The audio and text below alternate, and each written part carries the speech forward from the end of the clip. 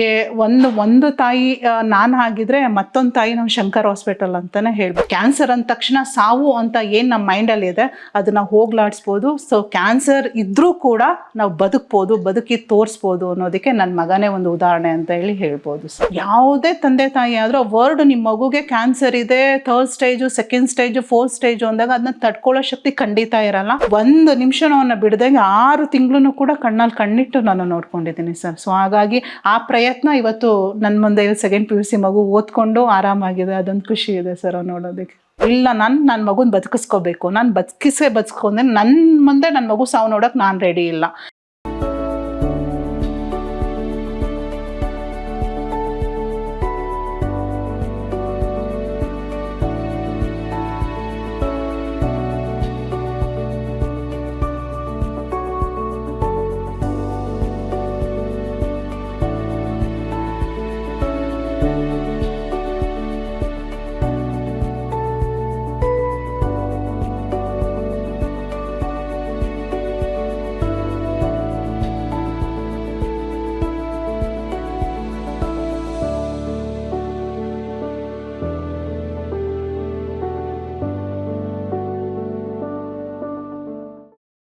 ಆ ಟೈಮಲ್ಲಿ ಖಂಡಿತ ನಮಗೆ ಶಾಕ್ ಆಗಿದಂತೂ ನಿಜ. ಏನು ಈ ಮಗುಗೆ ಬಂದ್ಬಿಟ್ಟಿದೆಯಲ್ಲ, ಅದು ತುಂಬ ಬೇರೆ ಮುದ್ದಾಗಿದ್ದ, ಇಂಥ ಮುದ್ದಾದ ಮಗುಗೆ ಈ ಥರ ಬಂದ್ಬಿಟ್ಟಿದೆಯಲ್ಲ ಅಂತ ಹೇಳಿ. ಬಟ್ ಏನಂತ ಅಂದರೆ ನಾವು ಧೈರ್ಯ ತೊಗೋಬೇಕು. ಇಲ್ಲ, ಇದಕ್ಕೆ ಟ್ರೀಟ್ಮೆಂಟೇ ಇಲ್ಲ ಅಂದರೆ ಭಯ ಪಡಬೇಕು. ಸೊ ಟ್ರೀಟ್ಮೆಂಟ್ ಇದ್ದಾಗ ಯಾಕೆ ಭಯ ಪಡಬೇಕು? ನಮ್ಮ ಶಕ್ತಿ ಮೀರಿ ಡಾಕ್ಟರ್ಸ್ ಅದಕ್ಕೆ ರೆಡಿ ಇದ್ದಾರೆ ಟ್ರೀಟ್ಮೆಂಟ್ ಕೊಡೋದಕ್ಕೆ. ಸೊ ಆ ಟ್ರೀಟ್ಮೆಂಟ್ನ ನಾವು ಕರೆಕ್ಟ್ ಫಾಲೋ ಮಾಡಬೇಕು. ಬಟ್ ಏನಂದರೆ ಈಗ ಒಂದು ಕಿಮೋಥೆರಪಿ ಇಲ್ಲಿ ಕೊಡಿಸೋದು, ಮತ್ತು ಇನ್ನೆಲ್ಲೋ ಹೋಗೋದು, ಇನ್ಯಾವುದೋ ಆಯುರ್ವೇದಿಕ್ ಶಿವಮೊಗ್ಗದಲ್ಲೆಲ್ಲೋ ನೋಡ್ತಿರಂತೆ ಅಂತ ಹೇಳಿ ಅಲ್ಲೆಲ್ಲೋ ಆಯುರ್ವೇದಿಕ್ ಅಂತ ಹೇಳಿ ಹೋಗೋದು, ಅಥವಾ ಅದು ಇದು ಈ ಥರ ಎಲ್ಲ ತುಂಬ ಬ್ರೈನ್ ವಾಶ್ ಮಾಡೋರು ಇರ್ತಾರೆ ಆ ಟೈಮಲ್ಲಿ. ಸೊ ಅದನ್ನೇನೂ ಕೂಡ ನಾವು ತಲೆ ಕೆಡಿಸ್ಕೊಳ್ದೆ, ಇಲ್ಲ ಇದು ನನ್ನ ಮಗು, ಇದಕ್ಕೆ ಟ್ರೀಟ್ಮೆಂಟ್ ಇದೆ, ಖಂಡಿತ ನಾವು ಇದಕ್ಕೆ ಟ್ರೀಟ್ಮೆಂಟ್ ಕೊಟ್ಟರೆ ಬದುಕುತ್ತೆ. ಸೊ ಅದನ್ನು ನಾವು ನೆಗೆಟಿವ್ ಆಗಿ ಥಿಂಕೇ ಮಾಡಬಾರ್ದು. ಸೊ ನನಗೆ ಜಸ್ಟ್ ಯು ಥಿಂಕ್ ಮಾಡಿ, 1st ಸ್ಟೇಜು 2nd ಸ್ಟೇಜ್ ಅಂದ್ರೇ ಮಗು ಬದುಕಲ್ಲ ಆ ಥರ ಏನೋ ಯೋಚನೆ ಮಾಡುತ್ತೆ. ಬಟ್ 4th ಸ್ಟೇಜು ಮಗು ಬದುಕಿದೆ ಅಂತ ಅಂದರೆ ಸೊ ನನ್ನಲ್ಲಿ ಬಹಳ ಆತ್ಮವಿಶ್ವಾಸ ಆಯಿತು. ಇಲ್ಲ, ನನ್ನ ಮಗುನ ಬದುಕಿಸ್ಕೋಬೇಕು, ನಾನು ಬದುಕಿಸ್ಕೊಂಡೆ ನನ್ನ ಮುಂದೆ ನನ್ನ ಮಗು ಸಾವು ನೋಡೋಕೆ ನಾನು ರೆಡಿ ಇಲ್ಲ.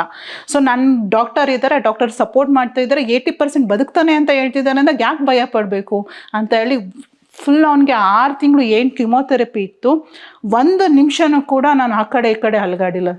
1 ನಿಮಿಷನೂ ಬಿಡದಂಗೆ 6 ತಿಂಗಳು ಕೂಡ ಕಣ್ಣಲ್ಲಿ ಕಣ್ಣಿಟ್ಟು ನಾನು ನೋಡ್ಕೊಂಡಿದ್ದೀನಿ ಸರ್. ಸೊ ಹಾಗಾಗಿ ಆ ಪ್ರಯತ್ನ ಇವತ್ತು ನನ್ನ ಮುಂದೆ 2nd PUC ಮಗು ಓದ್ಕೊಂಡು ಆರಾಮಾಗಿದೆ. ಅದೊಂದು ಖುಷಿ ಇದೆ ಸರ್ ನೋಡೋದಕ್ಕೆ. ಇಲ್ಲ, ಆ್ಯಕ್ಚುಲಿ ಈ ಟೈಮಲ್ಲಿ ಕ್ಯಾನ್ಸರ್ ಅಂದ ತಕ್ಷಣ ಈಗ ನೀವು ಒಂದು ಪ್ರೈವೇಟ್ ಸಂಸ್ಥೆ ಅಥವಾ ಪ್ರೈವೇಟ್ ಹಾಸ್ಪಿಟಲಲ್ಲಿ ನೀವು ಟ್ರೀಟ್ಮೆಂಟ್ ಕೊಡಿಸ್ತೀನಿ ಅಂದಾಗ ಫೈನಾನ್ಷಿಯಲ್ ಕಂಡೀಷನ್ ಬಹಳ ಇಂಪಾರ್ಟೆಂಟ್ ಆಗುತ್ತೆ. ಸೊ ಯಾಕಂದರೆ ಕಿಮೋಥೆರಪಿ ಅನ್ನೋದು ಬಹಳ ಕಡಿಮೆ ಅಮೌಂಟಲ್ಲಿ ಸಿಗುವಂಥದ್ದಲ್ಲ. ಸೊ ಈ ಕಿಮೋಥೆರಪಿ ಅಂತ ಅಂದಾಗ ನೀವು ನಂಬಿದ್ರೆ ನಂಬ್ತೀರ, ನನಗೆ 1 ತಿಂಗಳಿಗೆ ಮಿನಿಮಮ್ 2 lakh ಬೇಕಿತ್ತು. ಹಾಸ್ಪಿಟಲ್ದು ಎಲ್ಲ ಸೇರಿ, ಮೆಡಿಸಿನ್ ಸೇರಿ, ಕಿಮೋಥೆರಪಿದೆಲ್ಲ ಸೇರಿ. ಸೊ ನಮಗೆ ಫೈನಾನ್ಷಿಯಲ್, ಈಗ ನಮ್ಮ ಹಸ್ಬೆಂಡ್ ಗೌರ್ಮೆಂಟ್ ಕೆಲಸ ಆಗಿದ್ದು ಬರೋ ಸಂಬಳದಲ್ಲಿ 30,000 40,000 ಅದರಲ್ಲಿ ನಮ್ದೇನಾಗ್ಬಿಟ್ಟಿತ್ತು ಅಂದರೆ ಆಗ ತಾನೇ ಮನೆ ಕಟ್ಟಿದ್ವಿ, ಹೋಮ್ ಲೋನ್ ಎಲ್ಲ ತೊಗೊಂಡ್ಬಿಟ್ಟಿದ್ವಿ. ಸೊ ನಮಗೆ ಹೋಮ್ ಲೋನ್ ಎಲ್ಲ ಕಟ್ಟಾಗಿ ನಮಗೆ ಸಿಗ್ತಿದ್ದಿದೆ ಒಂದು 20,000 ಅಷ್ಟೇ ಅಮೌಂಟ್ ಕೈಯಲ್ಲಿ. ಸೊ 20,000 ಅಮೌಂಟ್ ಇದೆ. ಸೊ ಈಗ ಫೈನಾನ್ಷಿಯಲ್ ಬ್ಯಾಲೆನ್ಸ್ ಮಾಡೋದು ಬಹಳ ಇಂಪಾರ್ಟೆಂಟ್ ಆಗುತ್ತೆ. ಸೊ ಆ ಟೈಮಲ್ಲಿ ನನಗೆ ಏನಾಗ್ತಿತ್ತು ಅಂದರೆ ಏನು ಮಾಡೋದು ಈಗ, ಫೈನಾನ್ಷಿಯಲ್ ಇಷ್ಟೊಂದು ಇದೆಯಲ್ಲ, ಬಟ್ ನನಗೆ ಈ ಹಾಸ್ಪಿಟಲ್ ಬಿಟ್ಟು ಹೋಗೋದಕ್ಕೆ ಇಷ್ಟ ಇಲ್ಲ. ಸೊ ಫೈನಾನ್ಷಿಯಲ್ ಕೂಡ ನಾನು ಎದುರಿಸ್ಬೇಕು. ಅಂಥ ಸಂದರ್ಭದಲ್ಲಿ ನನಗೆ ರಮಾ ಮೇಡಮ್ ಹತ್ರ ಹೋಗಿ ನಾನು ರಿಕ್ವೆಸ್ಟ್ ಮಾಡಿಕೊಂಡೆ, ಬ್ಯಾಂಕ್ದು ಸ್ಟೇಟ್ಮೆಂಟ್ ಎಲ್ಲ ಕೊಟ್ಟು, ಮೇಡಮ್ ಈ ಥರ ಇದೆ ಅಂತ ಹೇಳಿ. ಆಗ ಮೇಡಮ್ ಏನು ಮಾಡಿದ್ರು, ಹೌದಾ ಸರಿ ನೋಡ್ತೀನಪ್ಪ ಅಂತ ಹೇಳಿದ್ರು. 1st 2nd ಕಿಮೋಥೆರಪಿಗೆ ಮ್ಯಾಮ್ ಏನು ಹೆಲ್ಪ್ ಮಾಡಲಿಲ್ಲ, ಬಿಕಾಸ್ ಅವ್ರಿಗೆ ಡೌಟ್ ಇತ್ತು. ಯಾಕಂದರೆ ಎಷ್ಟೊಂದು ಜನ ಸುಳ್ಳು ಹೇಳಿ ಅಮೌಂಟನ್ನು ತೊಗೊಂಡ್ಬಿಡ್ತಾರೆ ಬಡವ್ರು ಅಂತಲೇ ಅಂತ ಹೇಳಿ. ಇಲ್ಲ ಸರ್, ಅವ್ರ ಮ್ಯಾಮ್ ಅಂದರೆ ಗೌರ್ಮೆಂಟ್ ಕೆಲಸ ಅಂದರೆ ಚೆನ್ನಾಗಿದ್ದಾರೆ ಅನ್ನೋ ಒಂದು ಕಾನ್ಸೆಪ್ಟ್ ಇತ್ತು.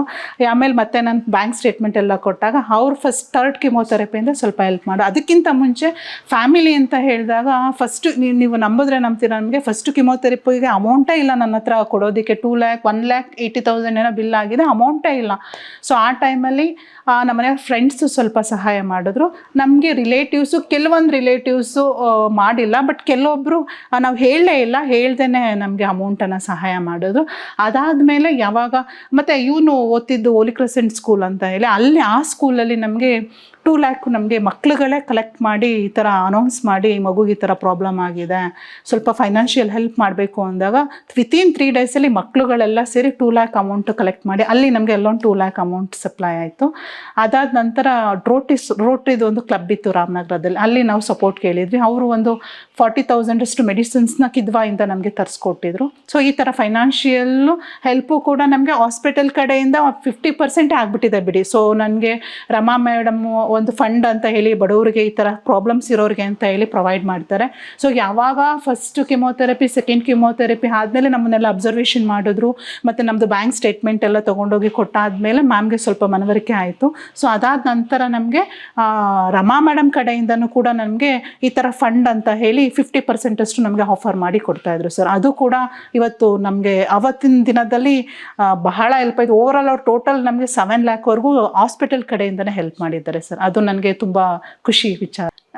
ಇಲ್ಲ, ಆ್ಯಕ್ಚುಲಿ ಅವನು ತುಂಬ ಚೆನ್ನಾಗಿ ಓದ್ತಿದ್ದ. 3rd ಸ್ಟ್ಯಾಂಡರ್ಡ್ವರೆಗೂ ಆ್ಯಕ್ಚುಲಿ ಫಸ್ಟು ಸೆಕೆಂಡ್ ಎಲ್ಲ ಅವನೇ ಟಾಪರ್ ಇದ್ದ. 3rd ಸ್ಟ್ಯಾಂಡರ್ಡು ಯಾವಾಗ ಇವನಿಗೆ ಹೆಲ್ತ್ ಇಶ್ಯೂ ಆಯಿತು, ವೆಯ್ಟ್ ಎಲ್ಲ ಲಾಸ್ ಆಗೋಕ್ಕೆ ಶುರು ಆಯಿತು. ಆಮೇಲೆ ತುಂಬ ಯಾವಾಗ ನೋಡ್ರು ಸುಸ್ತು ಅನ್ನೋದಕ್ಕೆ ಶುರು ಮಾಡ್ದ. ಅದಾದಮೇಲೆ ಸಡನ್ನಾಗಿ ಫೀವರ್ ಅಂದರೆ 108ವರೆಗೂ ಬಂದುಬಿಡ್ತಾ ಇತ್ತು. ಸೊ ಕಿಮೋಥೆರಪಿ ಎಲ್ಲ ಆದಮೇಲೆ ಒಂದು 2 ಮಂತ್ಸು ನಾವು ಮನೇಲೇ ಇಟ್ಕೊಂಡು ಫುಲ್ ಕಂಪ್ಲೀಟ್ ಕ್ಲಿಯರ್ ಆದಮೇಲೆ 3 ಮಂತ್ಸ್ ಮನೇಲೇ ಇದ್ದ. ಆಗಸ್ಟ್ಗೆ ಮತ್ತೆ ನಾನು ಸ್ಕೂಲಿಗೆ ಸೇರಿಸಿದೆ. ಸೊ 3ರಿಂದ 4th ಪ್ರಮೋಷನ್ ಕೊಟ್ಟಿದ್ರು, ಅಲ್ಲೇನು ಡ್ರಾಪ್ಔಟ್ ಮಾಡಲಿಲ್ಲ. ಸೊ 4th ಆದಮೇಲೆ ಆ್ಯಸ್ ಯೂಶ್ವಲ್ ಅವನು ನೆಕ್ಸ್ಟು ಸ್ಕೂಲ್ ಆ್ಯನಿವಲ್ ಡೇ ಶುರು ಆಯಿತು. ಆ್ಯನಿವಲ್ ಡೇಲಿ ಡ್ಯಾನ್ಸ್ ಪರ್ಫಾರ್ಮೆನ್ಸ್ ಮಾಡ್ದ, ಕೃಷ್ಣ ಆಗಿ ಆ್ಯಕ್ಟ್ ಮಾಡ್ದ. ಸೊ ನೆಕ್ಸ್ಟ್ ಏನೇ ಸ್ಪೋರ್ಟ್ಸ್ ಇದ್ದರೂ ನಾರ್ಮಲ್ ಬೇಬಿ ಹೇಗಿರುತ್ತೋ ಅದೇ ಥರ. ಸೊ ನಾವು ಇವ್ರಿಗೆ ಕ್ಯಾನ್ಸರ್ ಬಂದುಬಿಟ್ಟಿದೆ ಅಂತ ಹೇಳಿ ಯಾವುದೋ ಒಂದು ಮೂಲೆಯಲ್ಲಿ ಕೂರಿಸಿಲ್ಲ. ಸೊ ಕಂಪ್ಲೀಟ್ ಕ್ಲಿಯರ್ ಆಗಿದೆ, ಎಲ್ಲ ಥರದ್ದು ನಾರ್ಮಲ್ ಆಗಿದ್ದಾನೆ ಅಂತ ಅಂದಮೇಲೆ ನಾರ್ಮಲ್ ಈಗ ನಾವೆಲ್ಲ ಹೆಂಗೆ ಜೀವನ ಮಾಡ್ತಿದ್ದೀವೋ ಅದೇ ಥರ ಅವನು ಕೂಡ ಎಲ್ಲ ಥರದ ಆ್ಯಕ್ಟಿವಿಟೀಸಲ್ಲೂ ಇದ್ದಾನೆ. ಅವನಿಗೆ ಕ್ರಿಕೆಟ್ ಅಂದರೆ ತುಂಬ ಇಷ್ಟ, ಕಬಡ್ಡಿ ಅಂದರೆ ತುಂಬ ಇಷ್ಟ, ವಾಲಿಬಾಲ್ ಇಷ್ಟ. ಆ್ಯಕ್ಚುಲಿ ನನಗೆ ಸ್ವಿಮ್ಮಿಂಗ್ ಅಂದರೆ ತುಂಬ ಇಷ್ಟ. ಸೊ ರಜಾ ದಿನಗಳೇನಾದರೂ ಸಿಕ್ಕಿದ್ರೆ ಸ್ವಿಮ್ಮಿಂಗ್ ಕ್ಲಾಸ್ಗೂ ಹೋಗ್ತಾನೆ. ಸೊ ಇದೆಲ್ಲ ನಡೀತು. ಜೊತೆಗೆ ಓದೋದು ಕೂಡ ನೋಡಿ, ಈಗ ಅವನು ರಾಮನಗರದಿಂದ ನಾನು ಡಾಕ್ಟರ್ ಆಗಲೇಬೇಕು ಅನ್ನೋಂಥ ಆಸೆ ಇಟ್ಕೊಂಡಿದ್ದ. ಸೊ ಅವನಿಗೋಸ್ಕರ ಇಲ್ಲ, ಅವನೊಂದು ಆಸೆ ನಾವು ಫಿಲ್ ಮಾಡಬೇಕು ಅಂತ ಹೇಳಿ ಅವನಿಗೋಸ್ಕರ ಈಗ ರಾಮನಗರದಿಂದ ಇಲ್ಲಿಗೆ ಮನೆಯೇ ಫ್ಯಾಮಿಲಿನೇ ಶಿಫ್ಟ್ ಆಗಿ ಸೊ ಇಲ್ಲೇ ನಾರಾಯಣ PU ಕಾಲೇಜ್ ಗಿರಿನಗರದಲ್ಲಿ ಸೇರಿಸಿ ಈಗ ಪ್ರೆಸೆಂಟ್ 2nd PU ಓದ್ತಿದ್ದಾನೆ. ಸೊ ಓದೋದ್ರಲ್ಲೂ ಏನಿಲ್ಲ ಸರ್, ಆರಾಮಾಗಿದ್ದಾನೆ. ಒಂದು ಫಸ್ಟ್ PUನಲ್ಲೆಲ್ಲ ಒಂದು 80% ತೆಗೆದಿದ್ದ. ಸೊ ಈಗ ಇನ್ನೂ ಇಂಪ್ರೂವ್ ಆಗಿದ್ದಾನೆ.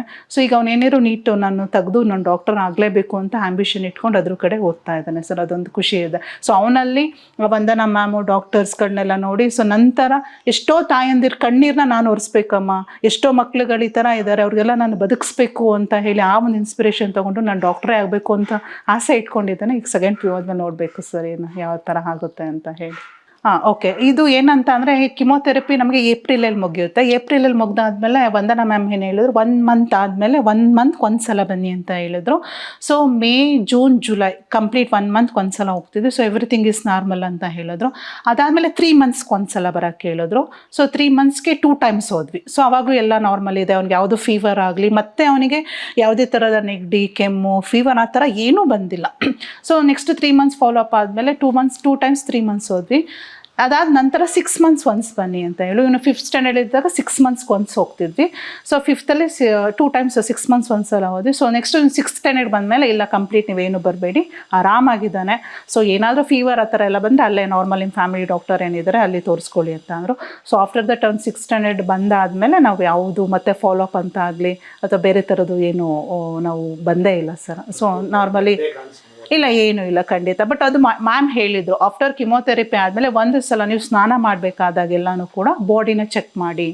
ಸೊ ಇಲ್ಲಿಂದ ಹಿಡ್ದು ಮತ್ತು ಇಲ್ಲಿ ನೆಕ್ ಈ ಥರ ಭಾಗದಲ್ಲಿ ತೊಡೆ ಸಂದಿಯಲ್ಲಿ ಅಲ್ಲೆಲ್ಲ ಆ ಥರ ಗಂಟೆ ಏನಾದರೂ ಬರುತ್ತಾ. ಸೊ ನೀವು ಸ್ನಾನ ಮಾಡಬೇಕಾದಾಗ ಗಮನಿಸಿ ಅದೊಂದು ಸ್ವಲ್ಪ ಎಲ್ಲ ಅಬ್ಸರ್ವ್ ಮಾಡಿ ಅಂತ ಹೇಳಿದ್ರು.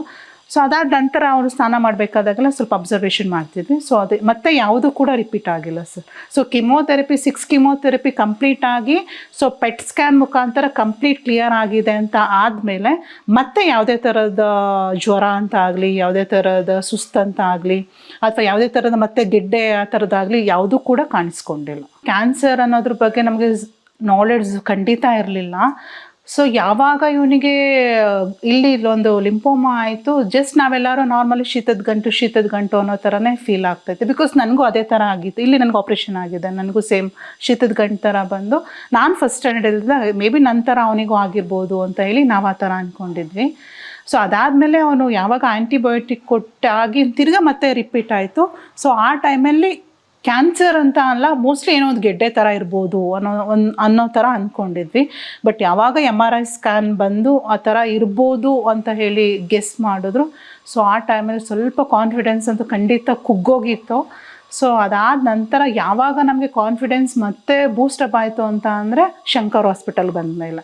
ಶಂಕರ್ ಹಾಸ್ಪಿಟಲ್ ಬಂದು ರಮಾ ಮೇಡಮ್ ಜೊತೆ ಒಂದು ಸಲ ಮಾತಾಡಿ, ಅದಾದ ನಂತರ ವಂದನಾ ಮೇಡಮ್ ಜೊತೆ ನಾವು ಮಾತಾಡಿದಾಗ ಕಂಪ್ಲೀಟ್ ನಮಗೆ ಒಂದು 100%, ಅವ್ರು 80% ಅಂತ ಅಂದರೆ, ಬಟ್ ನಮ್ಮ ಮೈಂಡಲ್ಲಿ ನಮ್ಗೆ 100% ನನ್ನ ಮಗು ಬದುಕುತ್ತೆ ಅನ್ನೋವಂಥ ಕಾನ್ಫಿಡೆನ್ಸ್ ಆಗಲೇ ಬಂದುಬಿಟ್ಟಿತ್ತು ಸರ್. ಸೊ ಹಾಗಾಗಿ ನಾವು ಬೇರೆ ಯಾವುದೇ ಡಾಕ್ಟರ್ಸ್ ಅಥವಾ ಯಾವುದೇ ಹಾಸ್ಪಿಟಲ್ಸು ಯಾರು ಬಂದಿದ್ದ ರಿಲೇಟಿವ್ಸು ಅದನ್ನು ಕೊಡಬೇಡಿ, ಇದನ್ನು ಕೊಡಬೇಡಿ, ಅದನ್ನು ತಿನ್ನಿಸ್ಬೇಡಿ, ಅಲ್ಲಿ ಕರ್ಕೊಂಡು ಹೋಗಬೇಡಿ, ಈ ಥರ ಎಲ್ಲ ಹೇಳ್ತಾಯಿದ್ರು. ಬಟ್ ನಾವು ಯಾವುದನ್ನು ಕೂಡ ತಲೆಗೆ ಹಾಕೊತಿರಲಿಲ್ಲ. ನಾನು ಏನು ಹೇಳಿದ್ರು ಡಾಕ್ಟರ್ ವಂದನಾ ಮ್ಯಾಮ್ನ ಕೇಳ್ತಿದ್ದೆ, ಅವ್ರು ಏನು ಹೇಳ್ತಾರೆ ಅದನ್ನು ಫಾಲೋಅಪ್ ಮಾಡ್ತಾಯಿದ್ದೆ ಸರ್. ಅದನ್ನು ಬಿಟ್ಟು ಬೇರೆ ಔಟರ್ ರಿಲೇಷನ್ಸ್ ಆಗಿರಲಿ, ಫ್ರೆಂಡ್ಸ್ ಆಗಿರಲಿ, ಯಾರು ಏನು ಹೇಳಿದ್ರು ಕೂಡ ನಾನು ಅದನ್ನು ತಲೆ ಕೆಡಿಸ್ಕೊಂಡಿಲ್ಲ. ಡಾಕ್ಟರ್ಸ್ ಏನು ಹೇಳಿದ್ರು, ಅವ್ರು ಏನು ಟ್ರೀಟ್ಮೆಂಟ್ ಹೇಳಿದ್ರು, ಅವ್ರು ಏನು ಫುಡ್ ಬಗ್ಗೆ, ಹೈಜಿನಿಕ್ ಬಗ್ಗೆ ಅಥವಾ ಆಹಾರ ಕ್ರಮ ಅಥವಾ ಆಚೆ ಕಡೆ ತಿಂಡಿ ಏನೇನು ತಿನ್ನಬಾರ್ದು ಅದೆಲ್ಲ ಏನು ಸಜೆಸ್ಟ್ ಮಾಡಿದ್ರು ಅದನ್ನು ನಾನು ಫಾಲೋ ಮಾಡ್ಕೊಂಡು ಬಂದೆ. ಬಟ್ ಇವಾಗೂ ಅದನ್ನು ಫಾಲೋ ಮಾಡ್ತಾ ಇದ್ದೆ. ಫಸ್ಟು ಮಗು ನಾರ್ಮಲ್ ಆಗಿದೆಯಾ, ವೆಯ್ಟ್ ಲಾಸ್ ಆಗ್ತಾ ಇದೆಯಾ, ಯಾವಾಗಲೂ ವೆಯ್ಟು ತೀರಾ ಲಾಸ್ ಆದಾಗ ಅದ್ರ ಕಡೆ ಗಮನ ಕೊಡಿ. ಮತ್ತು ಮಗು ಯಾವಾಗಲೂ ಸುಸ್ತಂತಿದೆಯಾ ಅದನ್ನು ಅಬ್ಸರ್ವ್ ಮಾಡಿ. ಇಲ್ಲ ಮಗು ಏನಾದರೂ ಆ್ಯಕ್ಟಿವಿಟೀಸ್ನಲ್ಲಿ ಪಾರ್ಟಿಸಿಪೇಟ್, ಮೊದಲಿಗೂ ಈಗ ಏನು ಡಿಫ್ರೆನ್ಸ್ ಇದೆ, ಅದು ಪಾರ್ಟಿಸಿಪೇಟ್ ಮಾಡ್ತಾ ಇದೆಯಾ ಮಾಡ್ತಾ ಇಲ್ವಾ. ಅದ್ರ ಜೊತೆಗೆ ಇದು ಯಾವಾಗ ಈ ಥರ ಸಿಮ್ಟಮ್ಸ್ ಬಂದಾಗ ಮಗು ಊಟ ಮಾಡೋದನ್ನೇ ಬಿಟ್ಬಿಡುತ್ತೆ. ಸೊ ಏನಕ್ಕೆ ಊಟ ಮಾಡ್ತಾ ಇಲ್ಲ ಅದನ್ನೆಲ್ಲ ಸ್ವಲ್ಪ ಗಮನ ಹರಿಸ್ಬೇಕಾಗುತ್ತೆ. ಸೊ ವೆಯ್ಟ್ ಲಾಸ್ ಸುಮ್ಮನೆ ಆಗಲ್ಲ. ವೆಯ್ಟ್ ಲಾಸ್ ಈಗ ನಾವು ವೆಯ್ಟ್ ಲಾಸ್ ಆಗಬೇಕು ಅಂತ ಎಷ್ಟೊಂದು ಕಷ್ಟಪಡಬೇಕು. ಸೊ ಒಂದು ಮಗು ಇದ್ದಕ್ಕಿದ್ದಂಗೆ 25 kg 22, 23, 18 kg ಬರ್ತಿದೆ ಅಂತಂದರೆ ಏನಕ್ಕೆ ಆಗ್ತಿದೆ. ಸೊ ಆ ರೀಸನ್ನ ನೀವು ಒಂದ್ಸಲ ಅಬ್ಸರ್ವೇಷನ್ ಮಾಡ್ಕೊಳ್ಳಿ. ಅದಾದ ನಂತರ ಯಾವುದೇ ಮುಜುಗರ ಬೇಡ. ಸೊ ಮಗುವಿನ ಸ್ನಾನ ಮಾಡಬೇಕಾದಾಗ ತಾಯಂದಿರು ಮಗುವಿನ ದೇಹದ ಅಂಗಾಂಗಗಳನ್ನೆಲ್ಲ ಒಂದು ಸಲ ಪರೀಕ್ಷೆ ಮಾಡಿ. ಎಲ್ಲಾದರೂ ಗಂಟಿದೆಯಾ, ಅಥವಾ ಇಲ್ಲಿ ಕತ್ತತ್ರ ಗಂಟಿದೆಯಾ, ಅಥವಾ ಇಲ್ಲಿ ನೆಕ್ಕತ್ರ, ಈ ಬಾಡಿಯಲ್ಲಿ ಅಥವಾ ಈ ತೊಡೆ ಸಂದಿಯಲ್ಲಿ ಏನಾದರೂ ಗಂಟು ಥರ ಇದೆಯಾ, ಬಾಡಿಲಿ ಎಲ್ಲೇ ಏನೇ ಆದರೂ ಲಿಂಫೋಮಾ ಥರ ಏನಾದರೂ ಕಾಣಿಸ್ತಿದೆಯಾ ಅಂತ ಹೇಳಿ ಸ್ನಾನ ಮಾಡಬೇಕಾದಾಗ ಸ್ವಲ್ಪ ಅಬ್ಸರ್ವೇಷನ್ ಮಾಡ್ಕೊಳ್ಳಿ. ಅದನ್ನು ಮಾಡಿದ್ರೆ ನಿಮಗೆ ಖಂಡಿತ ಗೊತ್ತಾಗ್ಬಿಡುತ್ತೆ ಸರ್, ಓ ಇಲ್ಲ ಇದೇನೋ ಪ್ರಾಬ್ಲಮ್ ಇದೆ. ಅದ್ರ ಜೊತೆಗೆ ಇದು ಕ್ಯಾನ್ಸರ್ ಅನ್ನೋದು ನಮಗೆ ಫಸ್ಟ್ ಸ್ಟೇಜು ಸೆಕೆಂಡ್ ಸ್ಟೇಜು ಸಡನ್ನಾಗಿ ನಮ್ಗೆ ಗೊತ್ತೇ ಆಗಲ್ಲ. ಸೊ ಸ್ವಲ್ಪ ಅಬ್ಸರ್ವೇಷನ್ ಮಾಡಿದಾಗ ಡೆಫಿನೆಟ್ಲಿ ಗೊತ್ತಾದರೆ ಖಂಡಿತ ಟ್ರೀಟ್ಮೆಂಟ್ ಇದೆ. ಇದಕ್ಕೆ ಭಯಪಡೋದು ಯಾವುದೇ ತಂದೆ ತಾಯಿಗಳು ಭಯಪಡೋ ಅವಶ್ಯಕತೆನೇ ಇಲ್ಲ. ಸೊ ಪ್ರತಿಯೊಂದು ಕಾಯಿಲೆಗೂ ಟ್ರೀಟ್ಮೆಂಟ್ ಖಂಡಿತ ಇದೆ. ಆ ಟ್ರೀಟ್ಮೆಂಟ್ನ ಸರಿಯಾದ ರೀತಿಯಲ್ಲಿ ಕೊಡಿಸಿ ಸರಿಯಾದ ಕ್ರಮದಲ್ಲಿ ಕೊಟ್ಟಾಗ ಖಂಡಿತ ಅದನ್ನು ಗೆದ್ದು ಬರ್ಬೋದು. ಖಂಡಿತ ಕ್ಯಾನ್ಸರ್ ಅನ್ನೋದು ಹೆಸರು ಕೇಳಿದ್ರೇ ಖಂಡಿತ ಎಲ್ರಿಗೂ ಭಯ ಆಗುತ್ತೆ. ಭಯಪಡೋ ಅವಶ್ಯಕತೆ ಇಲ್ಲ. ಇವತ್ತಿನ ಟೆಕ್ನಾಲಜಿ ಬಹಳ ಮುಂದುವರೆದಿದೆ. ಸೊ ಟ್ರೀಟ್ಮೆಂಟ್ ಈಗ ನಾವು 10 years ಬ್ಯಾಕ್ ಟ್ರೀಟ್ಮೆಂಟ್ಗೂ ಈಗಿನ ಟ್ರೀಟ್ಮೆಂಟ್ಗೂ ಬಹಳ ಇನ್ನೂ ಇಂಪ್ರೂವ್ಮೆಂಟ್ ಆಗಿದೆ. ಸೊ ಇನ್ನೂ ಒಳ್ಳೊಳ್ಳೆ ರೀತಿಯಲ್ಲಿ ನಿಮಗೆ ಟ್ರೀಟ್ಮೆಂಟ್ ಸಿಗುತ್ತೆ. ಸೊ ಹಾಗಾಗಿ ಕ್ಯಾನ್ಸರ್ ಬಂದ ತಕ್ಷಣ ಅಯ್ಯೋ ನನ್ನ ಮಗು ಸತ್ತೋಗ್ಬಿಡುತ್ತೆ ಅಥವಾ ಯಾರೋ ತೀರೋಗ್ಬಿಡ್ತಾರೆ ಅನ್ನೋ ಭಯ ಬೇಡ. ಸೊ ನೆಗೆಟಿವ್ ಥಾಟ್ಸ್ಗಳು, ನೆಗೆಟಿವ್ಸ್ ನಾವು ನೋಡ್ತಾ ಇರ್ತೀವಿ. ಸೊ ನಾವು ಪಾಸಿಟಿವ್ ಆಗಿರೋಣ, ಪಾಸಿಟಿವ್ ಆಗಿ ಥಿಂಕ್ ಮಾಡೋಣ. ಸೊ ಈ ಹಾಸ್ಪಿಟಲ್ಸ್ಗಳನ್ನ ನೀವು ಚೂಸ್ ಮಾಡ್ಕೋಬೇಕಾದಾಗ ಫಸ್ಟು ಬೆಸ್ಟ್ ಹಾಸ್ಪಿಟಲ್ಸ್ ಯಾವುದಿದೆ ಅಂತ ಹೇಳಿ ತಿಳ್ಕೊಂಡು ಆ ಬೆಸ್ಟ್ ಹಾಸ್ಪಿಟಲ್ಸ್ನ ನೀವು ಚೂಸ್ ಮಾಡ್ಕೊಳ್ಳಿ. ಅಲ್ಲಿನ ಹಾಸ್ಪಿಟಲ್ಸ್ ಏನು ರೂಲ್ಸ್ ರೆಗ್ಯುಲೇಷನ್ ಏನಿದೆ, ಅವ್ರು ಏನು ಹೇಳ್ತಾರೆ ಅದನ್ನು ಫಾಲೋ ಮಾಡಿ.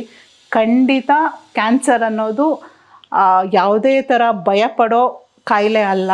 ಸೊ ಅದಕ್ಕೆ ಟ್ರೀಟ್ಮೆಂಟ್ ಇದೆ.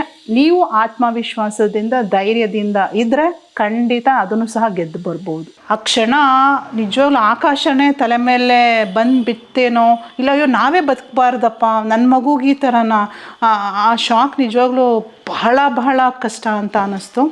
ಆ ಟೈಮಲ್ಲಿ ಏನಾಗುತ್ತೆ ಅಂತಂದರೆ ಸಂಬಂಧಿಕರು ಇರ್ಬೋದು ಅಥವಾ ಫ್ರೆಂಡ್ಸ್ಗಳಿರ್ಬೋದು, ಅವರು ಕೂಡ ಈಗೇನೇ ಅನುಕಂಪದಿಂದ ಮಾತಾಡಿದ್ರು ಕೂಡ ಯಾವುದೂ ಸಮಾಧಾನ ಕೊಡಲ್ಲ, ಯಾವುದು ಕೂಡ ನಮಗೆ ಸರಿಯಪ್ಪ ಅಂತಲೂ ಅನಿಸಲ್ಲ. ಬಟ್ ಆ ಟೈಮಲ್ಲಿ ನನಗೆ ಸಪೋರ್ಟಿವ್ ಆಗಿ ನಿಂತಿದ್ದು ಅವತ್ತು ಹೆಂಗೆ ನನಗೆ ನನ್ನ ಮಗನಿಗೆ ನಾನು ಅನ್ನೋ ಥರ ಕಂಪ್ಲೀಟ್ ಆಗಿಬಿಟ್ಟಿದ್ವಿ. ಬಿಕಾಸ್ ನಮ್ಮ ಹಸ್ಬೆಂಡ್ ಅವ್ರ ವರ್ಕ್ ಬ್ಯುಸಿ ಇರ್ತಿದ್ರು.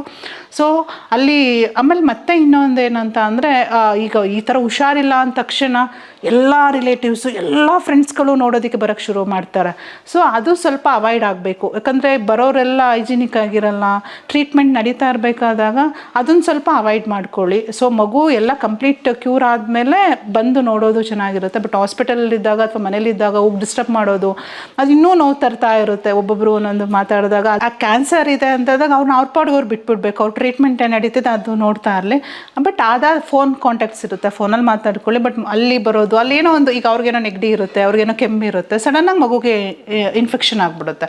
ಸೊ ಹಾಗಾಗಿ ಆದಷ್ಟು ಮಗು ಏನು ಯಾವುದೇ ಪೇಷಂಟ್ ಕ್ಯಾನ್ಸರ್ ಅಂತ ಗೊತ್ತಿದ್ರು ಅವರನ್ನು ಸ್ವಲ್ಪ ಹೈಜಿನಿಕ್ ಆಗಿರೋದಕ್ಕೆ ಪ್ರಯತ್ನ ಪಡಿ. ನಾರ್ಮಲ್ ಆಗಿ ಹೌದು, ಏಕೆಂದರೆ ಪ್ರತಿ ಬಾರಿ ನೋಡಿದ್ರೆ ಮಗು ಮನಸ್ಸು ಮೇಲೆ ಎಫೆಕ್ಟ್ ಆಗ್ತಾರೆ. ಏನು ಇವರೆಲ್ಲ ನಾನು ನೋಡೋಕೆ ಬರ್ತಿದ್ದಾರಲ್ಲ ಅಂತೇಳಿ ಮಗುವಿಗೆ ಇನ್ನೊಂಥರ ಯಾಕಂದರೆ ಆ ವಿಷಯ ಗೊತ್ತಿಲ್ಲದೆ ಟ್ರೀಟ್ಮೆಂಟ್ ತೊಗೊಂಡಾಗ ಸ್ವಲ್ಪ ಇನ್ನೂ ಕಾನ್ಫಿಡೆನ್ಸ್ ಜಾಸ್ತಿ ಇರುತ್ತೆ. ಈಗ ಆ ವಿಷಯ ಮಗುಗೆ ಇಲ್ಲ ನಾನು ಬದುಕಲ್ಲ, ನಾನು ಸತ್ತೋಗ್ಬಿಡ್ತೀನಿ ಅಂತ ಮೈಂಡಲ್ಲಿ ಬಂದುಬಿಟ್ಟಾಗ ಏನಾಗುತ್ತೆ, ಆ ಟ್ರೀಟ್ಮೆಂಟ್ಗೆ ಅದು ಸ್ಪಂದಿಸೋದು ಸ್ವಲ್ಪ ಕಡಿಮೆ ಆಗಿಬಿಡುತ್ತೆ. ಸೊ ಹಾಗಾಗಿ ಟ್ರೀಟ್ಮೆಂಟ್ಗೆ ಸ್ಪಂದಿಸಬೇಕು ಅಂತ ಅಂದಾಗ ಇವೆಲ್ಲ ಸ್ವಲ್ಪ ಅವಾಯ್ಡ್ ಆಗಬೇಕು. ಸೊ ಮೇನ್ ಮಗು ಏನು ಆ ಟ್ರೀಟ್ಮೆಂಟ್ ಪ್ಲಸ್ ಮಗು ಡಾಕ್ಟರ್ ಇಷ್ಟ ಇದ್ದರೆ ಚೆನ್ನಾಗಿರುತ್ತೆ. ಸೊ ಬೇರೆ ಫ್ರೆಂಡ್ಸ್ಗಳಿರ್ಬೋದು ಅಥವಾ ಬೇರೆ ಅದಂತೂ ನಾನು ತುಂಬ ಅವಾಯ್ಡ್ ಮಾಡಿದ್ದೆ. ಸೊ ಯಾರಾದರೂ ಹಿಂಗೆ ಹಾಸ್ಪಿಟಲ್ಸ್ಗೆ ಬರ್ತೀನಿ ಅಂತ ಅಂದಾಗ ಇಲ್ಲ ಬೇಡ ಬರಬೇಡಿ, ಸ್ವಲ್ಪ ಇಲ್ಲೆಲ್ಲ ಸ್ಟ್ರಿಕ್ಟ್ ಇದೆ, ಹೈಜಿನಿಕ್ ಆಗಿರ್ಬೇಕಂತ ಹೇಳಿದ್ದಾರೆ. ಸೊ ಎಲ್ಲ ಕಂಪ್ಲೀಟ್ ಆದಮೇಲೆ ನಾನೇ ನಿಮಗೆ ಹೇಳ್ತೀನಿ, ಅಲ್ಲೇ ಆವಾಗಲೇ ಬಂದು ನೋಡ್ಕೊಂಡು ಹೋಗೋರಿ ಅಂತೇಳಿ ಸ್ವಲ್ಪ ನಾನು ಅದನ್ನೆಲ್ಲ ಸ್ವಲ್ಪ ಅವಾಯ್ಡ್ ಮಾಡಿದ್ದೆ ಸರ್. ಅದು ನನಗೆ ಏನಂದರೆ ಡಾಕ್ಟರ್ ಹೇಳಿದ್ರಲ್ಲ, ಅದು ಮೈಂಡಲ್ಲಿ ಕುತ್ಕೊಂಡ್ಬಿಟ್ಟಿತ್ತು. ಈಗ ಇಲ್ಲ ಬೇಡ, ಯಾರಾದರೂ ಫೋನ್ ಮಾಡೇ ಬರ್ತಿದ್ರು ಪಾಪ ಹಿಂಗೆ ಬರಬೇಕು ಅಂತ, ಹಾಸ್ಪಿಟಲ್ಸ್ಗೆಲ್ಲ ಬರ್ತೀನಿ ಅಂದಾಗ ನಾನು ಹೇಳ್ತಿದ್ದೆ ಇಲ್ಲ ಬೇಡ, ಡಾಕ್ಟರ್ಸ್ ಎಲ್ಲ ಈ ಥರ ಹೇಳಿದ್ದಾರೆ, ನೆಕ್ಸ್ಟು ನಾನು ಬಂದಾಗ ಅಥವಾ ರಾಮನಗರಗೆ ಮನೆಗೆ ಬಂದಾಗ ನಾನು ನಿಮ್ಗೆ ಇನ್ಫಾರ್ಮ್ ಮಾಡ್ತೀನಿ, ಹಾಗೇ ಬಂದು ನೋಡ್ಕೊಳ್ಳೋರಿ ಅಂತ ಹೇಳಿ. ಬಟ್ ಎಲ್ಲ ರಿಲೇಟಿವ್ಸು ಆ ಟೈಮಲ್ಲಿ ನಮಗೆ ತುಂಬ ಕೋಪ್ರೇಟ್ ಮಾಡಿದ್ದಾರೆ. ಅವನಿಗೆ ಅಂದರೆ ಈಗ ಸೆಕೆಂಡ್ PU ಆಗಿರೋದ್ರಿಂದ ಮಾರ್ನಿಂಗ್ 8 o'clock ಹೋದರೆ ಈವ್ನಿಂಗ್ 6:30ವರೆಗೂ ಕಾಲೇಜಲ್ಲೇ ಬ್ಯುಸಿ ಇರ್ತಾನೆ. ಸೊ 6:30 ಬಂದಮೇಲೆ ಈಗ ತಮ್ಮ ಒಬ್ಬ ಇದ್ದಾನೆ, ತಮ್ಮ ಜೊತೆ ಫುಲ್ ಕಿರಿಕ್ ಮಾಡಿಕೊಂಡು ಆಟ ಆಡಿಕೊಂಡು ಇಬ್ಬರು ಫೈಟಿಂಗ್. ಈಗ ಇವನಿಗೆ ಅಂದರೆ ಚಿಕ್ಕ ಮಗ ಅಮ್ಮ ಚಿಕ್ಕ ಮಗ ಅಂತ ಹೇಳಿ ಇವನು ರೇಗಿಸ್ತಾ ಇರ್ತಾನೆ. ಸೊ ಅವ್ನು ಸ್ವಲ್ಪ ತುಂಬ ಕಿರಿಕು ಚಿಕ್ಕ ಮಗ. ಸೊ ಹಾಗಾಗಿ ಅವರಿಬ್ಬರು ಫೈಟಿಂಗ್ ನೋಡೋದೇ ಒಂದು ಖುಷಿ. ಫಸ್ಟ್ ಒಬ್ಬನೇ ಇದ್ದ, ಸೊ ಅದಾದ ನಂತರ ಇನ್ನೊಂದು ಮಗು ಬಂದಮೇಲೆ ಇಬ್ಬರು ಒಂಥರ ಫ್ರೆಂಡ್ಸ್ ಥರ. ಏಜ್ ತುಂಬ ಗ್ಯಾಪ್ ಆಗಿದೆ, ಬಟ್ ಅವನಿಗೂ 11 years ಡಿಫ್ರೆನ್ಸು. ಬಟ್ ಆದರೂ ಇಬ್ಬರು ಚೆನ್ನಾಗಿ ಎಂಜಾಯ್ ಮಾಡ್ತಾರೆ. ಹೊರಗಡೆ ಎಲ್ಲೇ ಅಂಗಡಿಗೆ ಹೋದ್ರೂ ಜೊತೆಲಿ ಕರ್ಕೊಂಡು ಹೋಗ್ತಾನೆ. ಆಮೇಲೆ ಸಂಡೇ ಸ್ಯಾಟರ್ಡೇಸ್ ಬಂದರೆ ಸೈಕಲ್ ಅವನೇ ತುಳಿಸ್ತಾನೆ, ಪಾರ್ಕ್ ಕರ್ಕೊಂಡು ಹೋಗಿ ಆಟ ಆಡಿಸ್ಕೊಂಡು ಬರ್ತಾನೆ. ಕಂಪ್ಲೀಟ್ ನಮ್ಮನೆ ಜವಾಬ್ದಾರಿನೆಲ್ಲನೂ ಅವನೇ ತೊಗೊಂಡು, ಒಂದು ಮನೆ ಸಾಮಾನಿಂದ ಹಿಡಿದು ಅಥವಾ ಒಂದೇನೇ ನಾವು ಡಿಸಿಷನ್ ತೊಗೋಬೇಕು ಅಥವಾ ಏನೋ ಈ ಥರ ಮಾಡಬೇಕು ಅಂತಂದ್ರೆ ಅವನು ಇನ್ವಾಲ್ವ್ ಆಗಿ ಸಜೆಷನ್ ಕೊಡ್ತಾನೆ. ಸೊ ಒಂಥರ ಈಗ ನಮ್ಮ ಮನೆಗೆ ನಮ್ಮ ಹಸ್ಬೆಂಡ್ ಬಿಟ್ಟರೆ ನೆಕ್ಸ್ಟ್ ಅವನು ಮುಂದಿನ ಮನೆಯ ಅಧಿಕಾರವನ್ನೆಲ್ಲ ಆಲ್ರೆಡಿ ವಹಿಸ್ಕೊಂಡ್ಬಿಟ್ಟಿದ್ದಾನೆ. ಪ್ರತಿಯೊಂದು ಅವನೇ ನೋಡ್ಕೊಳ್ಳೋದು. ಈಗ ನನಗೊಂಥರ ರೈಟ್ ಹ್ಯಾಂಡ್ ಆಗಿದ್ದಾನೆ ಅವನು. ಈಗ ನಮ್ಮ ಹಸ್ಬೆಂಡ್ ಯಾವಾಗಲೂ ನಾನು ವೆಯ್ಟ್ ಮಾಡೋದಕ್ಕಾಗಲ್ಲ. ಸೊ ನನಗೆ ಏನೇ ಥಿಂಗ್ಸ್ಗಳು ಬೇಕು ಅಥವಾ ನಾನು ಎಲ್ಲೇ ಹೋಗಬೇಕು ಅಂತ ಅಂದರೂ ಜೊತೆಲಿ ಅವನಿದ್ದೇ ಇರ್ತಾನೆ ಸರ್. ಎಲ್ಲ ಜೊತೆಲೇ ಇರ್ತಾನೆ, ಎಲ್ಲದರಲ್ಲೂ ಜೊತೆಲೇ ಇರ್ತಾನೆ. ಈಗ ನಿನ್ನೆ ನೋಡಿ, ಮೊನ್ನೆ 3 days ಮೈಸೂರು ಹೋಗಿ ಬಂದ್ವಿ. ಸೊ ದಸರಾ ಅದು ಒಂದು ಲೈಟಿಂಗ್ಸ್ ಎಲ್ಲ ನೋಡಬೇಕಂತ ಹೇಳಿ, ಸೊ ಹೇಗಿದ್ರು ರಜಾ ಇತ್ತು ಅಂತ ಹೇಳಿ ಈಗ ಮೈಸೂರೆಲ್ಲ ಟ್ರಾವೆಲ್ ಮಾಡ್ಕೊಂಡು ಬಂದ್ವಿ. ಸೊ ಏನೇ ಇದ್ದರೂ ಜೊತೆಲಿ ಕರ್ಕೊಂಡು ಹೋಗ್ತಾನೆ ಸರ್. ಯಾಕಂದ್ರೆ ನಾನು ತುಂಬ 6 ತಿಂಗಳು ಕಿಮೋಥೆರಪಿಯಲ್ಲಿ ತುಂಬ ನೋವು ತಿಂದುಬಿಟ್ಟಿದ್ದೇನೆ ಸರ್. ಸೊ ಕಿಮೋಥೆರಪಿ ಅಂದರೆ ನಿಮಗೆ ಗೊತ್ತಿದೆ ಎಷ್ಟು ಸೈಡ್ ಎಫೆಕ್ಟ್ಸ್ ಇರುತ್ತೆ ಅಂತ ಹೇಳಿ. ಸೊ ಊಟ ಮಾಡೋದು ಒಂದು ಸಲ ಕಷ್ಟ ಆಗಿಬಿಡುತ್ತೆ, ಅಷ್ಟು ಇರುತ್ತೆ, ಬಾಯಲ್ಲೆಲ್ಲ ಹುಣ್ಣಾಗ್ಬಿಟ್ಟಿರುತ್ತೆ. ಸೊ ಆ ಸಿಚುಯೇಷನೆಲ್ಲ ನಾನೇನಂದರೆ ಇಲ್ಲ, ಊಟ ಬಿಟ್ಟರೆ ಅದು ಡೋಸೇಜ್ ಜಾಸ್ತಿ ಇರುತ್ತಲ್ಲ, ಅದು ತಡ್ಕೊಳ್ಳೋಕೆ ಶಕ್ತಿ ಇಲ್ಲ ಅಂತ ಹೇಳಿ ಅವನು ಊಟ ಮಾಡಲ್ವ, ಜ್ಯೂಸ್ ಕುಡಿಸ್ತಾ ಇದ್ದೆ. So full apple juice, pomegranate ಜ್ಯೂಸ್ಗಳೆಲ್ಲ ಅಲ್ಲೇ ಸಿಗ್ತಿತ್ತು ನನಗೆ. ಸೊ ಜ್ಯೂಸ್ಗಳಾದರೂ ಕುಡಿಸ್ತಾ ಇದ್ದೆ. ಸೊ ಆ ಥರ ಅಲ್ಲಿ ಏನು ಅವ್ನು ತಿನ್ನೋದಕ್ಕೆ ಹೊಟ್ಟೆ ಏನು ಫಿಲ್ ಮಾಡ್ಬೇಕು ಆ ಥರ ಫಿಲ್ ಮಾಡಿಬಿಡ್ತಾ ಇದೆ. ಸೊ ಅದನ್ನೇ ಆ ನೋವುಗಳನ್ನೆಲ್ಲ ನೋಡಿದಾಗ ನನ್ನ ಆಸೆ ಏನು ಅಂತ ಅಂದರೆ, ನನ್ನ ಮಗ ನನ್ನ ಕಣ್ಮುಂದೆ ಒಳ್ಳೆ ರಾಜನ್ ಥರ ಇರಬೇಕು, ರಾಜನ್ ಥರನೇ ಬೆಳಿಬೇಕು, ಅವ್ನು ಕಿಂಗ್ ಥರನೇ ಇರಲಿ ಅಂತ ಹೇಳಿ. ಸೊ ತುಂಬ ಕೇರ್ ಮಾಡ್ತೀವಿ ಸರ್. ಒಂಥರ ಖುಷಿ, ಅವನು ನೋಡೋದಕ್ಕೆ ಒಂಥರ ಖುಷಿ. ಆ ಟೈಮಲ್ಲಿ ನನ್ನ ಕಣ್ಣಲ್ಲಿ ಹತ್ತು ಈ ಕಣ್ಣೀರೇ ಬತ್ತೋಗುತ್ತೆ ಅಂತ ಅಂತಾರಲ್ಲ. ಯಾರೀಗ ಅಕಸ್ಮಾತ್ ನಮ್ಮ ರಿಲೇಷನ್ಸ್ ಹತ್ತೋಗಿದ್ರು ನಂಗೆ ನೀರೇ ಬರಲ್ಲ, ಅಷ್ಟು ಕುಗ್ಗೋಗಿ ಅಂದರೆ ಕಣ್ಣಲ್ಲಿ ನನ್ನ ಹತ್ತಿರೋಷ್ಟು ಯಾರೂ ಹತ್ತಿಲ್ವೇನೋ ಸರ್. ಒಂದು ಈ ಕಿದ್ವಾಯಲ್ಲಿ ಓಡಾಡ್ತಿದ್ವಲ್ಲ 2 months ಅಂತೂ ಎಷ್ಟು ಕಣ್ಣೀರು ಹಾಕಿದ್ದೀನಿ ಅಂತ ಅಂದರೆ ಇವನು ಒಂದೇ ಮಗು ಹಿಂಗಾಗ್ಬಿಡ್ತಲ್ಲ. ಆಮೇಲೆ ಎಲ್ಲರೂ ನೋಡಿದ್ರಲ್ಲಿ ಇಷ್ಟು ಚೆನ್ನಾಗಿ, ಇನ್ನೂ ತುಂಬ ಸ್ಮಾರ್ಟ್ ಆಗಿದೆ ಅವ್ನು ಚಿಕ್ಕ ಮಗುನಲ್ಲಿ. ಇಷ್ಟು ಚೆನ್ನಾಗಿರೋ ಮಗುಗೆ ಈ ಕಾಯಿಲೆನಾ ಅಂತ ಒಂಥರ ನನಗೆ ಅದು ಡೈಜೆಸ್ಟೇ ಮಾಡ್ಕೊಳೋಕ್ಕಾಗ್ತಿಲ್ಲ. ನನಗೆ ಹೇಳಿದ್ದಲ್ಲ, ಈಗ ಹೇಳಿದ್ರೆ ನನಗೆ ಕಣ್ಣಲ್ಲಿ ನೀರೇ ಬರಲ್ಲ ಅಂದರೆ ಯೋಚನೆ ಮಾಡಿ ಅಷ್ಟು ಕಣ್ಣೀರು ಹಾಕಿದ್ದೀನಿ ಆ ಟೈಮಲ್ಲಿ ಮಾತ್ರ. ಬಟ್ ಅದೊಂದೇನೆಂದರೆ ಅವನು ಆರಾಮಾದ್ನಲ್ಲ, ನಂಗೆ ಅದೊಂದು ತುಂಬ ಖುಷಿ, ನೋಡೋದಕ್ಕೆ ಒಂಥರ ಖುಷಿ ನನಗೆ. ಇಲ್ಲ ಸರ್, ನಮಗಂತೂ ಡಾಕ್ಟರ್ಸೇ ದೇವರು. ನಾನು ಹೇಳಿದ್ನಲ್ಲ ಸರ್, ಇವತ್ತು ನನಗೆ ಫೈನಾನ್ಷಿಯಲ್ ಸಪೋರ್ಟ್ ಆಗಿ ರಮಾ ಮೇಡಮ್ ಅವರು ನೆನಪು ಮಾಡ್ಕೊತೀನಿ. ಮತ್ತು ವಂದನಾ ಮೇಡಮ್ ಜೊತೆಗೆ ಕಲಾ ಮ್ಯಾಮ್ ಅಂತ ಒಬ್ಬರು ಇದ್ದರು. ಅವರು ಇನ್ನೂ ಆಗ ಅಸಿಸ್ಟೆಂಟ್ ಸ್ಟಾಪ್ ಥರ ಬರ್ತಿದ್ರು ಡಾಕ್ಟರು. ಸೊ ಅವರು ತುಂಬ ಸಪೋರ್ಟ್ ಮಾಡೋದು. ಅವ್ರೇನಂದರೆ ಇವ್ನು ಬಂದರೆ ಇವ್ನು ಕಂಡ್ರೆ ತುಂಬ ಮುದ್ದು ಅವರಿಗೆ ಅಂತ ಬಂದಾಗೆಲ್ಲ. ಆ್ಯಕ್ಚುಲಿ ನೀವು ಇವ್ನ ಬರ್ತ್ಡೇ ಸೆಲೆಬ್ರೇಷನ್ ಎಲ್ಲ ಅವರೇ ಮಾಡಿದರು, ಮ್ಯಾಮೇ ಹಾಸ್ಪಿಟಲಲ್ಲಿ ಮಾಡಿದರು, ಅಲ್ಲೇ ಮಾಡಿದರು. ಮತ್ತು ಇವನಿಗೆ ಯಶ್ ಅಂದರೆ ತುಂಬ ಇಷ್ಟ ಇತ್ತು. ಆ ಟೈಮಲ್ಲಿ ನಾನು ಥರ್ಡ್ ಸ್ಟ್ಯಾಂಡರ್ಡ್ ಇದ್ದಾಗ ಯಾವಾಗಲೂ ಯಶ್ ಅಂತ ಹೇಳ್ತಿದ್ದ. ಪಾಪ ಅವ್ರು ಕಲಾ ಮ್ಯಾಮ್ ಯಶ್ನೊಂದ್ಸಲ ಮೀಟ್ ಮಾಡಿಸ್ಬೇಕು ಅಂತ ಹೇಳಿ ಮೇಲೆಲ್ಲ ಹಾಕಿ ಯಶನ್ನ ಅವ್ರ ಅಸಿಸ್ಟೆಂಟ್ ಬಂದು ಮಾತಾಡ್ಕೊಂಡು ಹೋಗಿದ್ರು. ಅವ್ರು ಬರೋ ಅಷ್ಟರಲ್ಲಿ ಇವ್ನು ಕಂಪ್ಲೀಟ್ ಎಲ್ಲ ಇದಾಗ್ಬಿಟ್ಟಿತ್ತಲ್ಲ, ಮತ್ತು ಅವ್ನು ಮೀಟ್ ಮಾಡೋಕ್ಕಾಗಿಲ್ಲ. ಪಾಪ ಅಷ್ಟೆಲ್ಲ ಸಪೋರ್ಟ್ ಮಾಡಿದ್ರು ಅವರು. ಮತ್ತು ಇವನಿಗೆ ಇವನು ಅಲ್ಲಿದೆ ನಮ್ಮ ರಾಮನಗರ ಮನೆಯಲ್ಲಿದ್ದ. ಅವರು ಒಂದು ಛೋಟಾ ಭೀಮ್ ನೋಡ್ತಾ ಇದ್ದ ಅಂದ್ಬಿಟ್ಟು ಅವರೇ ಸ್ವಂತ ಒಂದು ಡ್ರಾಯಿಂಗ್ ಛೋಟಾ ಭೀಮ್ದು ದೊಡ್ಡದಾಗಿ ಮಾಡಿ ಅವರೇ ಓನಾಗಿ ಗಿಫ್ಟ್ ಮಾಡಿದರು. ಅದು ನಮ್ಮ ರಾಮನಗರ ಮನೆಯಲ್ಲಿ ಪೇಸ್ಟ್ ಮಾಡಿ ಇಟ್ಕೊಂಡಿದ್ದೆ. ಸೊ ಅದೆಲ್ಲ ಸಪೋರ್ಟ್ ಇತ್ತು ಸರ್. ಸ್ಟಾಫ್ಸ್ ನರ್ಸ್ಗಳು ಅಷ್ಟೇ ತುಂಬ ಚೆನ್ನಾಗಿ ಕೇರ್ ಮಾಡ್ತಾಯಿದ್ರು. ನಮಗೆ ಹೇಳಿದ್ನಲ್ಲ ಸರ್, ನಾವು ಐ ಥಿಂಕ್ ನಾವೇನಾದರೂ ಶಂಕರ್ ಹಾಸ್ಪಿಟ್ಲನ್ನ ಚಾಯ್ಸ್ ಮಾಡ್ಕೊಳ್ದೆ ಬೇರೆ ಯಾವುದಾದ್ರೂ ಹಾಸ್ಪಿಟಲ್ ಹೋಗಿದ್ರೆ ಡೆಫಿನೆಟ್ಲಿ ನನ್ನ ಮಗು ಬದುಕ್ತಿರ್ಲಿಲ್ಲ. ಅವ್ನಿಗೆ ನಾವು ಇವತ್ತು ಇಷ್ಟು ದೊಡ್ಡ ಮಗು ನನ್ನ ಕಣ್ಮುಂದೆ ನೋಡೋಕ್ಕೆ ಆಗ್ತಾ ಇರಲಿಲ್ವೋ ಏನೋ.